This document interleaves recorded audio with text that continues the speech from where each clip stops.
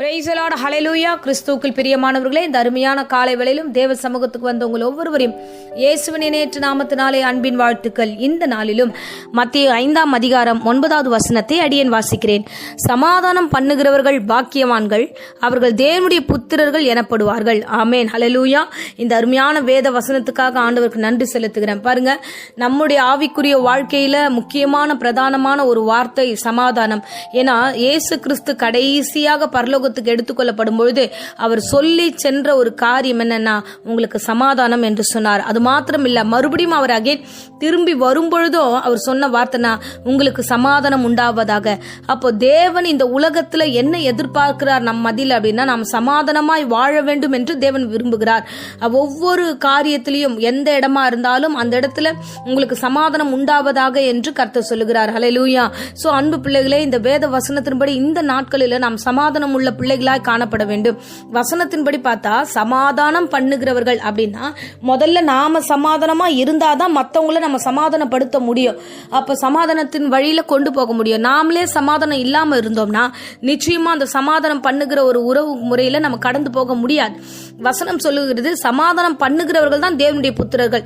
அப்ப இதுக்கு டெட் ஆப்போசிட்டா ஒரு வார்த்தை இருக்குது. சமாதானம் பண்ணாதவர்கள் யார் அப்படின்னா தேவனுடைய புத்திரர்கள் இல்ல. இன்னைக்கு வேத வசனம் வெறும் பிரசங்கிக்கிறதுக்கும் வெறும் அதை நம்ம வாசிக்கிறதுக்கும் மாத்திரம் அதை நிறுத்தி விடுகிறோம். இல்ல, இந்த கடைசி காலகட்டங்களில் அதை நம்ம பிரயாசப்படணும். அது நம்முடைய வாழ்க்கையில அது நடைமுறைப்படுத்துகிற பிள்ளைகளா நாம் காணப்பட வேண்டும். ஹல்லேலூயா.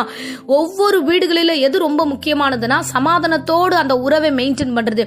சோ வீட்டுக்குள்ள எத்தனை பேர் இருக்கிறோமோ அத்தனை பேரும் சமாதானத்தோட இருக்கணும். அதே மாதிரி உங்க வேலை ஸ்தலத்துல நீங்க யாரோடலாம் பயணித்து வேலை செய்கிறீர்களோ அவர்களோடு கூட நல்ல உறவு இருந்தாதான் அந்த வேலை ஸ்தலத்துல உங்களால நிம்மதியா வாழ முடியும், சம்பாதிக்க முடியும். அதே மாதிரி சபைகள்ல வரும்போது அந்த இடங்களில அநேக ஜனங்கள் வருவார்கள். உங்களுக்கு பிடித்தவர்கள் பிடிக்காதவர்கள் எப்படி எப்படியோ வருவாங்க.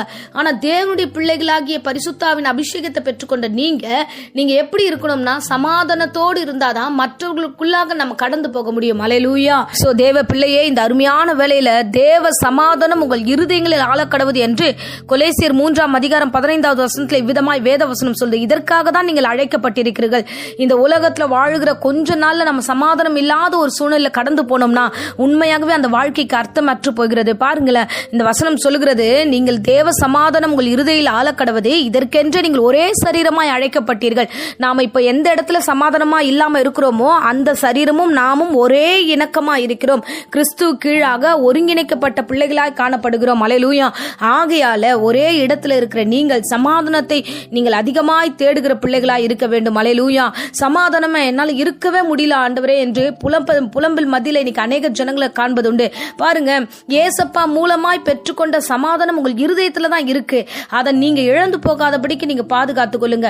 ஏசாயால வசனம் சொல்லுது, 57ஆம் அதிகாரம் 21வது வசனத்துல, யாருக்கு சமாதானம் இல்லாமல் போகுது தெரியுமா? துன்மார்க்கருக்கு சமாதானம் இல்லாமல் போகிறது. என்னால முடியலன்னு சொல்லாதீங்க. பரிசுத்த ஆவியானவர் துணையோடு நீங்கள் சமாதானத்தை உங்கள் இருதயத்துல பெற்றுக்கொண்டிருக்கிறீர்கள் என்று வேதம் சொல்லுகிறது. அந்த சமாதானத்தை காத்து கொள்ளுங்க.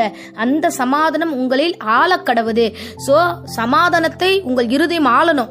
எல்லா சூழ்நிலையிலும் கடந்து வந்து ஓகே, எது நடந்தாலும் பரவாயில்ல, தேவன் நடத்துவார் என்ற விசுவாச காரியங்களுக்குள்ளாக நீங்கள் கடந்து போகணும். சமாதானத்தை காத்துக்கொள்ளுங்க. ஒருவர் பார்க்கும்போது காத்துக்கொள்ளுங்க. பேசும்பொழுது சமாதான குறைச்சல் உண்டாகலாம். அதை மெயின்டைன் பண்ணி அதை சூழ்நிலைகள் கேட்டார் போல பேசி அந்த சூழ்நிலை சமாதானமா முடிக்க நீங்க முயற்சி பண்ணுங்க. ஹல்லேலூயா. அன்பு பிள்ளைகளே, நாம் வாழ போகிற இந்த கொஞ்ச காலகட்டத்துல நம்ம சமாதானத்தோடு செயல்படுவோம். ஒருவர் காணும்போது சமாதானத்தோடு வாழ்வோம். தேவ சமூகத்துல ஐக்கியமா சமாதானத்தோடு வாழ்வோம். கர்த்தர் நிச்சயமாய் நம்மை ஆசீர்வதிக்க வல்லமுள்ள தெய்வமாய் இருக்கிறார். ஹல்லேலூயா. ஹல்லேலூயா. கர்த்தர் நல்லவர். அவர் உங்களோடு இருந்து பெரிய காரியங்களை செய்ய விரும்புகிறார். நீங்கள் சமாதானமா இருங்க. அடுத்த வார்த்தை சொல்லுகிறது, சமாதானம் பண்ணுகிற பிள்ளைகளாய் நீங்கள் காணப்பட வேண்டும். ஆமென். ஹல்லேலூயா. பாருங்க, ரோமர்ல இவ்விதமாய் வசனம் சொல்லுகிறது. ரோமர் 10ஆம் அதிகாரம் 15வது வசனத்துல, சமாதானத்தை கூறி நற்கிரியைகளை சுவிசேஷமாய் அறிவிக்கிறவர்களுடைய பாதங்கள் எவ்வளவு அழகானவைகள். ஹல்லேலூயா. சோ கூடுமான வரைக்கும் சமாதானத்தை நீங்கள் கூறி வாங்க. சமாதானத்துக்கு ஏதுவாய் உங்கள் வீடுகளில் நடந்து கொள்ளுங்க. எங்கே போனாலும் நீங்கள் பிரவேசிக்கும் போது சமாதானத்தை கூறுங்கள் என்றுதான் வேதம் சொல்லுகிறது. அந்த வீடு பாத்திரமா இருந்தால் எடுத்துக்கொள்ளப்படும், இல்லைன்னா அது திரும்பி உங்களிடத்துல வரும். நீங்கள் சமாதானம் கூறுவது நடக்கும். சோ சமாதானம் பண்ணுங்க, சமாதானத்தை சொல்லுங்க, சமாதானமாய் வாழுங்க. சோ வாழ்கிறது கடினமான பாதையா இருந்தாலும் பரிசுத்த ஆவியானவர் நமக்குள்ள கொடுக்கப்பட்ட இந்த சமாதானத்தை சமாதானத்தை காத்துக்கொள்ள கடவோம் என்று வேதம் சொல்கிறது. காத்துக்கொள்வோம். நிச்சயமாய் கர்த்தர் உங்களை ஆசீர்வதித்து வழிநடத்த அவர் வல்லமுள்ள தெய்வமாயிருக்கிறார். இப்பொழுதும் அடியேன் உங்களுக்காக ஜெபிக்கிறேன். அன்பு ரட்சகா, அந்த அருமையான வேலைக்காக ஸ்தோத்திரம் ஆண்டவரே. சமாதானத்தை கூறி வருகிறவருடைய பாதங்கள் எவ்வளவு அழகானவைகள் என்று வேதம் சொல்கிறதே. ராஜா, இந்த வேளையிலும் அப்பா, என் பிள்ளைகளும் ஆண்டவரே அடியேனும் சமாதானத்தோடு ஜீவிக்கவும் அநேக இடங்களில் சமாதானத்தை கூறுகிற பிள்ளைகளாய் மாற்றுவீராக, ஆசீர்வதிப்பீராக. எந்த சூழ்நிலையும் சமாதானத்தை இழந்து போகாதபடிக்கு காத்துக்கொள்ளும், வழிநடத்தும். தேவையில்லாத காரியங்களை எடுத்து போடுங்க. தேவையில்லாத எண்ணங்களை இயேசு நாமத்தில் சபித்து கட்டுகிறேன். கர்த்தருடைய பிரசன்னம் கூடவே இருக்கட்டும். விசேஷமாய் வியாதியோடு பலவீனத்தோடு இந்த பிரசங்கத்தை கேட்டுக்கொண்டு யாராகிலும் பூர்ண சுகத்தை பெறும்படியாக அடியேன் ஆண்டவரே இந்த வேளையில ஜெபிக்கிறேன். தலைவலியும் பலவீனமும் எடுத்து போடுங்க. பூர்ண ஆயுசு நாட்களை பெருக பண்ணுங்க. ஆசீர்வதி. இயேசு நாமத்தில் ஜெபிக்கிறோம் ஜீவனுள்ள நல்ல பிதாவே. ஆமென். ஆமென். Praise the Lord. God bless you.